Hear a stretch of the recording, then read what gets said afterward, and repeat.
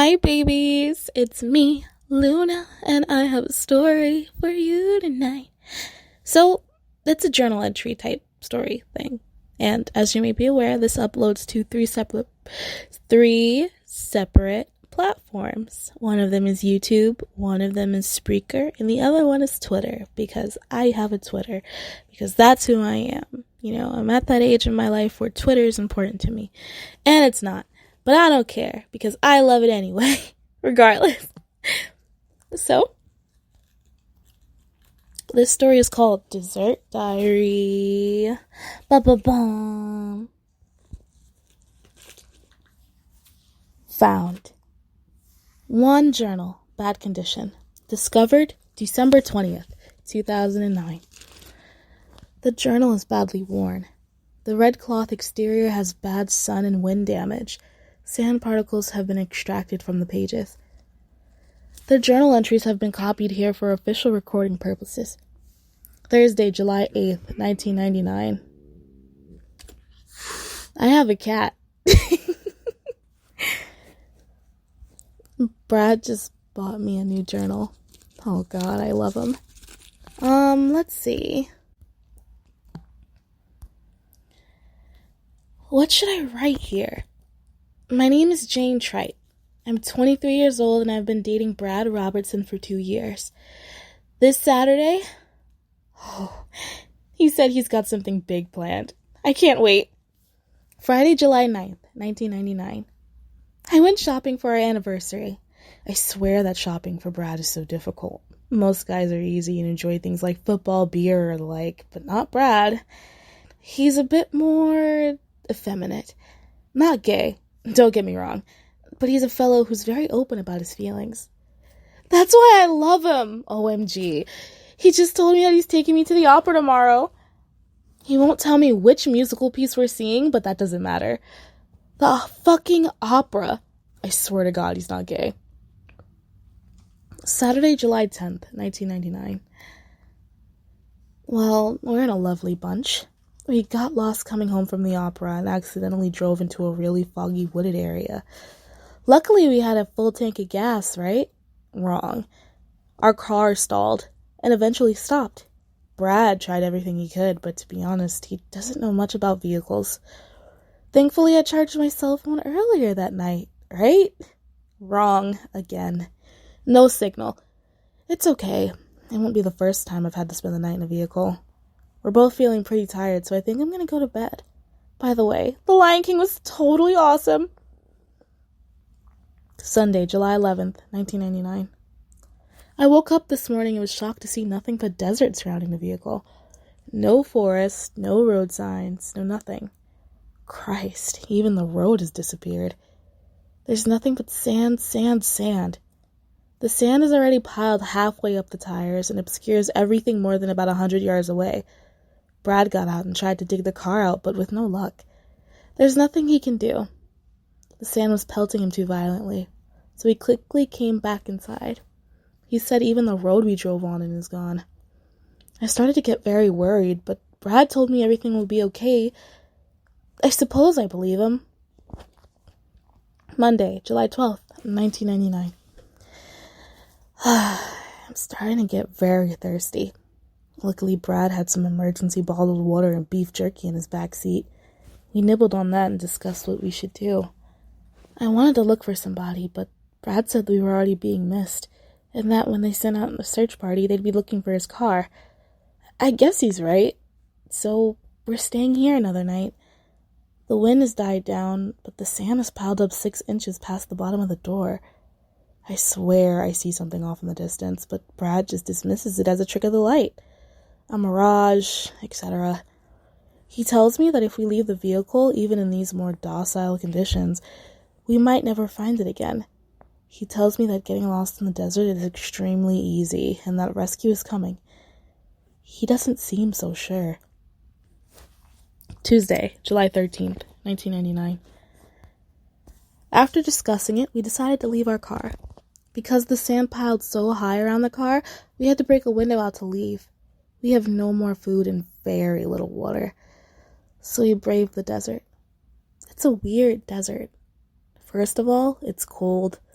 Not unbearably cold, but it carries just enough chill to penetrate the skin and lodge itself deep within my body. Even with the sun dominating the sky with its harsh glare, there is very little warmth to be found. There is also a very weird smell in the air. It's not strong, but like the cold, it starts eating away at you. It smells a little like the 4th of July fireworks, but could also be rotting meat. I'm not sure. I've never been to a desert before, so maybe all deserts smell like this. We walked all day toward the thing I saw in the desert.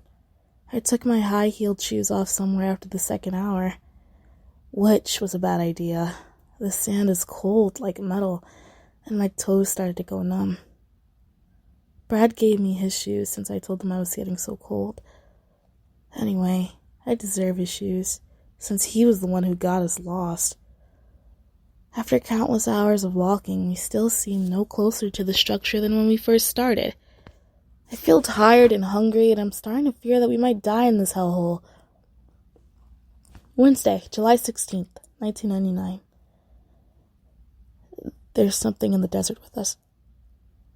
I see it moving in the corner of my eye, hidden in the sand blowing about through that air. A dark form that has no real shape.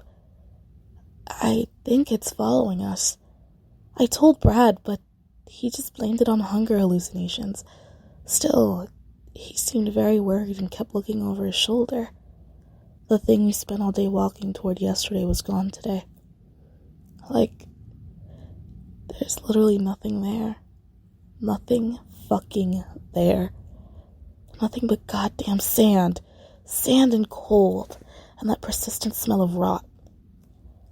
We decided to follow the rising sun instead, continually walking east.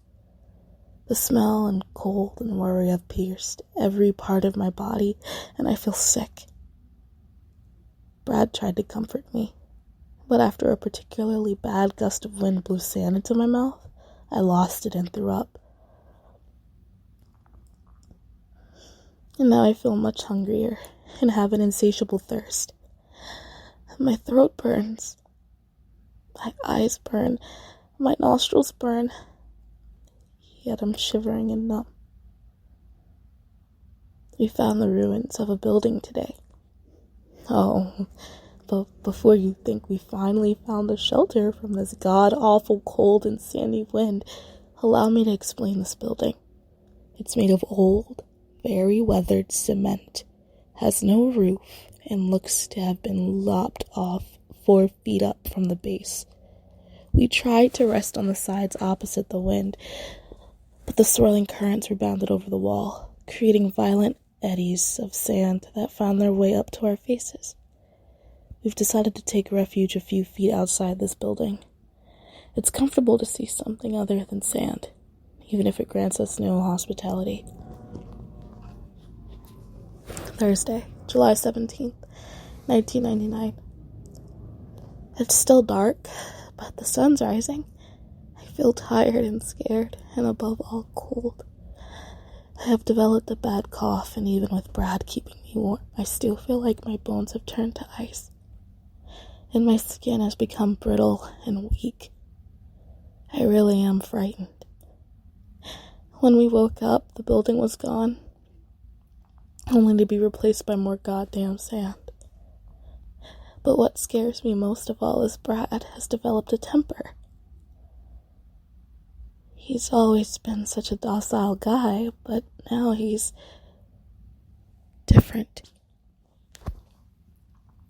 When I told him about seeing the thing behind us, he snapped and began to shout at me. He told me to shut up and that he hated me and that it was my fault for telling him to leave the vehicle. And then he struck me. It still makes me cry. About an hour before twilight set in, we stumbled upon a large stretch of similar buildings like we found yesterday. Only these were of varying heights and widths. Despite this, none provided us any shelter. We drank the last of our water today. I somehow managed to stretch 3 bottles of water over several days, but now it has run out. I don't care anymore. I hope I don't wake up tomorrow. I hope whatever I hear rustling around in the sand out there amongst the infinite number of dunes takes me.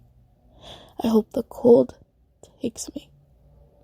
I just don't want to have to do this anymore. Traces of blood were found on this page.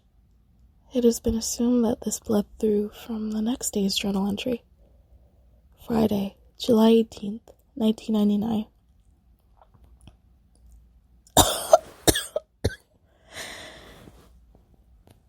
My cough is getting worse. I looked to Brad for comfort, but received none. The city was gone when we woke. We continued our walk, but it's becoming hard. I'm hungry and cold and sick. I'm shaking almost uncontrollably. But Brad continues to be stone-hearted. We continue to rest early today. We're not getting anywhere anyway. And every time we wake the next day, everything has been moved around. We've decided to save what little strength we have left for the mere act of survival. Saturday, July 19th, 1999.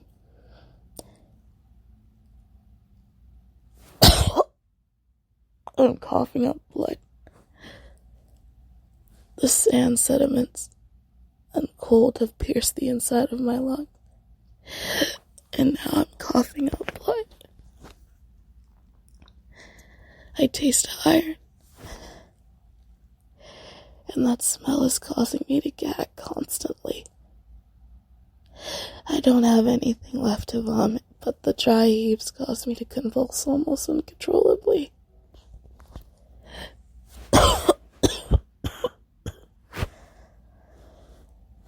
We didn't walk anywhere today. My feet are too numb to walk anyway. There's no point anymore. Sunday, July 20th, 1999. I hear them out there, whispering. I can even see them sometimes moving around, studying us, asking each other how much longer we'll stay alive. We see a few collapsing buildings in the distance. There's no point in exploring them. The feelings of cold and hunger have blended together. I can barely write this through my shaking hand.